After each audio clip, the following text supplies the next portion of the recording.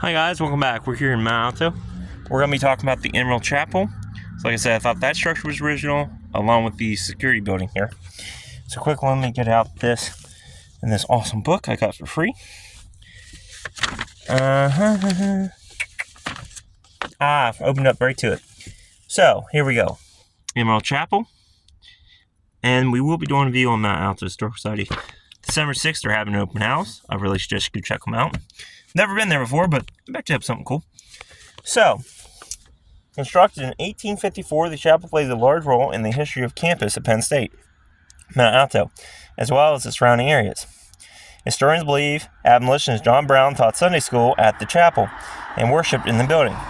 Shortly before his historic raid on Harper's Ferry, ironically, John Cook, one of the John Brown raiders, was captured just steps from Emerald Chapel.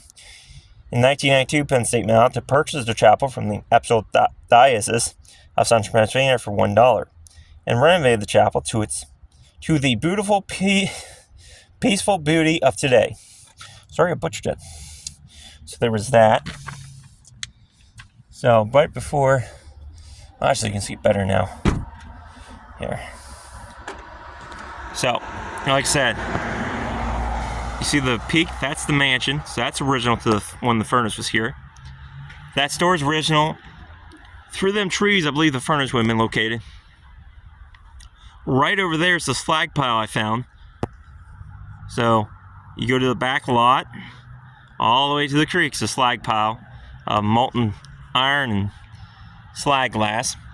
Left there's the furnace. And then right here we have the chapel. And I believe this structure over here is the Penn State campus security office, as also an original structure. Probably one of the workers. I gotta wait for this bus to cross.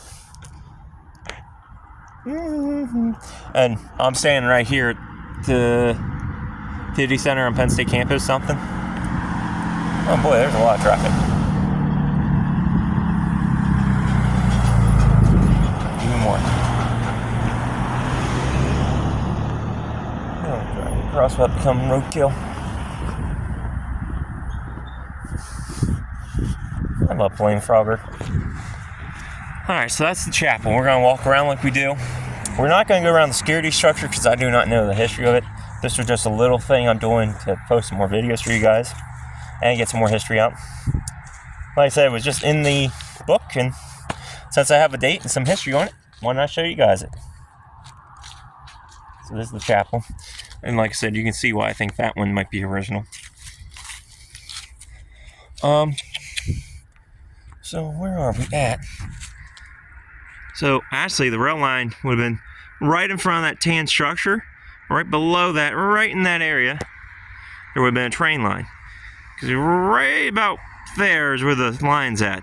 You know, I think you can see just the base of it. That's where the train line would have ran off that way, I think. Because the main line would have been up there.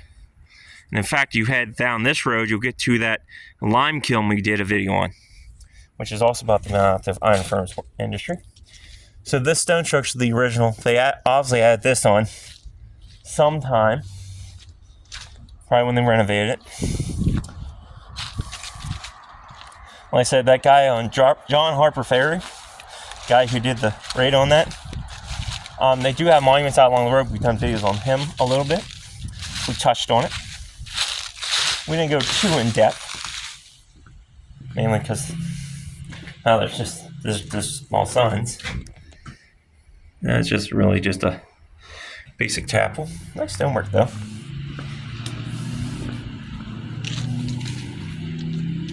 Like I said, this is the chapel.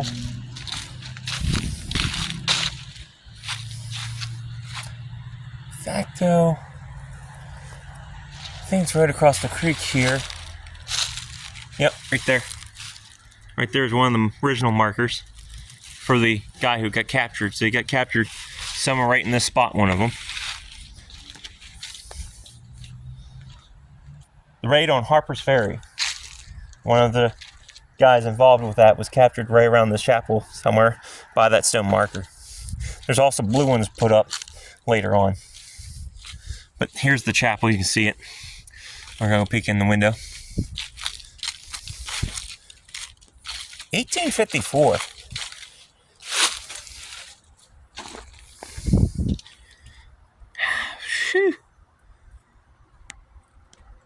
How would you like to be the guy to pick one of these up?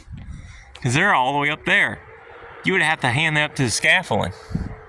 Which I guess wouldn't be too hard, but makes you wonder how many more of these stones are pretty big.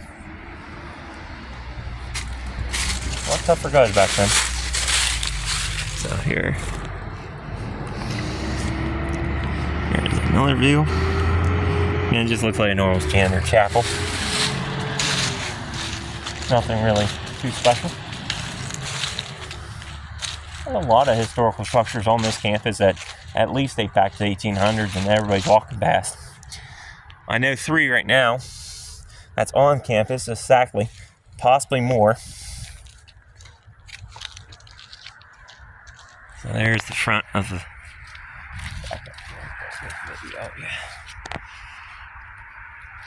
There's the front of it. That's a kind of a unique chapel, the way it's built. I don't think there's many like this in Pennsylvania. The cornerstone's almost gone. So, Mount Alto Chapel, 1854, right there in the corner. I love them cornerstones.